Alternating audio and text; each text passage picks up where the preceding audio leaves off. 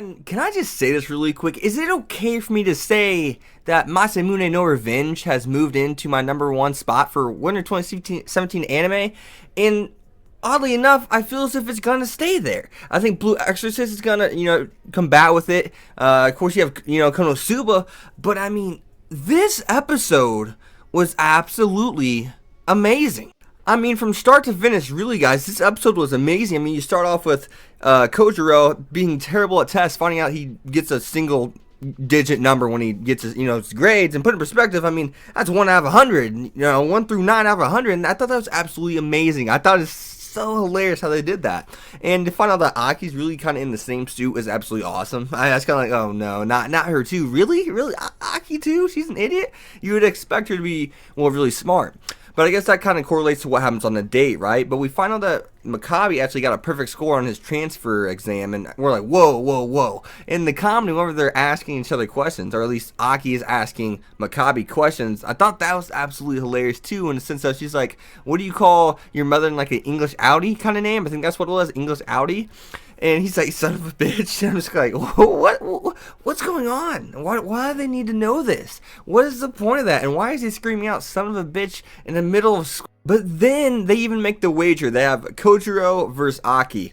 And whoever gets the best score is going to win. Of course, Yoshino is to be the one that's supposed to teach Aki, but Aki's too stubborn and doesn't learn at all, doesn't even try to learn. And we actually see that Yoshino does try to at least teach her that, because I mean, her doing bad in school isn't part of this plan. We don't want her to like fail and stuff, in life in general, right? So now we have Makabe saying, hey, you can nickname me anything you want. I'll wear it on my back until I graduate. If I lose this bet, and he's going to be teaching Kojiro, as we know, has never got above a 9 on his score, only single digits.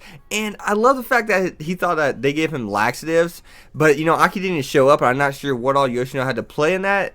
It's kind of weird. Like, all that was kind of weird. Like, it's just so bunched up, the idea of what she gave Aki about what happened to Makabe during the test. But no, his mom actually gave him some rotten food, and it made him had to use the bathroom, so he couldn't do the math, so he failed it, and he was the one that had to go into supplementary school, unlike Kojiro. And Aki ended up being there because, well, she didn't show up for the test, right?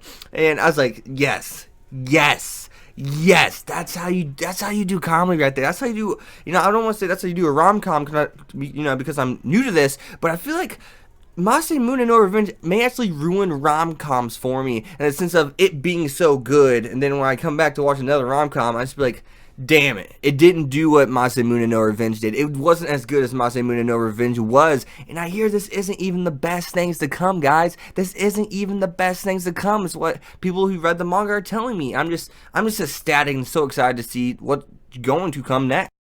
So now let's actually hop into the date. The date actually happens. I'm like, yes, the date's happening. This is going to be awesome. I can't believe it's actually happening this early, and that's good. I'm glad they're actually progressing this early in this plot, in the premise. Now, the whole movie thing, the zombies are like attacking the human, and then they end up like making love to each other or whatever. He's like, oh crap, I didn't know this was like this, Makabe says. And he's just kind of like, this was bad in more than one way. One is a horror film, and two is just, what was that on the screen? But we see Aki. She's just terrified. She can't even get out of her seat. She's just like, her eyes are just completely wide. She's shaking her, just shaking. And he's just kind of like, yeah, I think you've been, scared still. And that's all part of Yoshino's plan. Yoshino's setting her up, and basically she's wearing this dress this whole time on the date too. That's one thing I really want to talk about, and it's kind of like a magical girl outfit, and apparently that's how you break the ice, Yoshino tells her on the first date. Well, at least I believe it was more so along the lines of that's what Makabe does. Or because it seemed like there's some dialogue that made it seem like she's talking about Makabe does this, and at the same time she made it seem like this is just what you do in general. It's a general thing. So more or less, it was more of a general thing. That's what the idea was. And to see Makabe actually crack under pressure, because he felt bad for her, because everyone was looking at her. Even the little girl came up and confronted her, and everyone was just staring at her. And he's like, he knew what that would do to her, and he had to be honest with her at the same time, so she didn't make a fool of herself in the future, So it was awesome to see that he's just such a good person, genuine person, even though he wants to ruin her life in a sense, or not necessarily even ruin her life, but really just put a damper on her present time. And to see the date turn out the way it did towards the end, with him actually, getting to use her as a lap pillow and whatnot, I liked it. He's like, I almost fell for her. Why'd you set that up yet, Yoshino?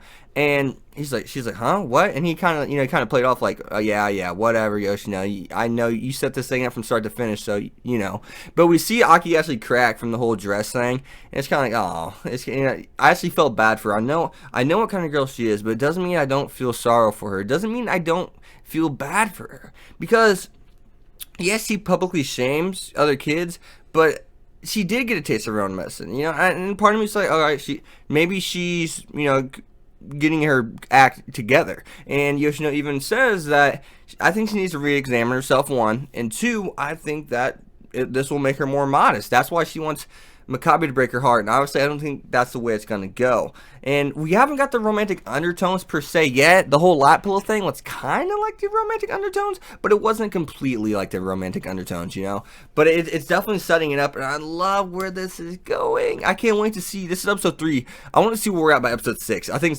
by episode 6 to be really interesting. I think 5 may be really interesting, but this may be the next episode. I expect to be kind of calm, I would say, because like there's usually stories like this that kind of tease us in general, not just romance or rom-coms. It's kind of like, all right, let's build these characters together, give them a relationship, let them establish a little bit of something, give them a foundation of some sort, and then let's ease it, let's go slow, then let's start building it up a little bit, build it up a little bit again, and by episode like 6, I think we'll really have some really interesting stuff going, because 2, you gotta remember, we have other characters that are coming in. We saw one, Futabe. I'm sure she's beginning in on this here soon. She's gotten a little bit of screen time, I mean, not a little bit. She's gotten a decent, a fair amount. But we're still missing one character. I don't know what kind of role that character plays, but I'm sure she likes Makabe. It looks like she's to be a girl that likes Makabe. Yeah, I can't wait to see what happens there. But the whole plate thing, whenever she's eating the plate at the diner, and then she'd push the plate to Makabe to make it seem like he was eating, I was like, dude, that just got me. That was hilarious. But yeah, once again, Masamune no Revenge. If you haven't started watching it, don't ask me in the comments if it's good. If you didn't make this far in the video, you messed up. Because there's some good content here. No, but if you guys seriously haven't seen it, you guys need to go watch it. Like, go watch it now. No ifs, no ands, and or no buts. Go watch it. Don't ask me, is it good? It's good. It's good. Go watch it. Stop. It's the best anime of winter 2017 right now. Go watch it. And yes, I'm putting it over Konosuba and Blue Exorcist at the moment. Blue Exorcist could really change my mind tomorrow, because I know it's going to be some fire stuff. And hey, so could Fuka. Fuka could be doing some things special, but right now it's in the lead. It was my dark horse, and I didn't expect it to be this good. Even this is really good. I'm loving it, guys. Be sure to leave down in the comments below what you guys think of that. And as always, you've been Hex. Be sure to leave a like, comment, subscribe, follow me on Twitter at Hex25, and be sure to check out my Patreon down in the description below.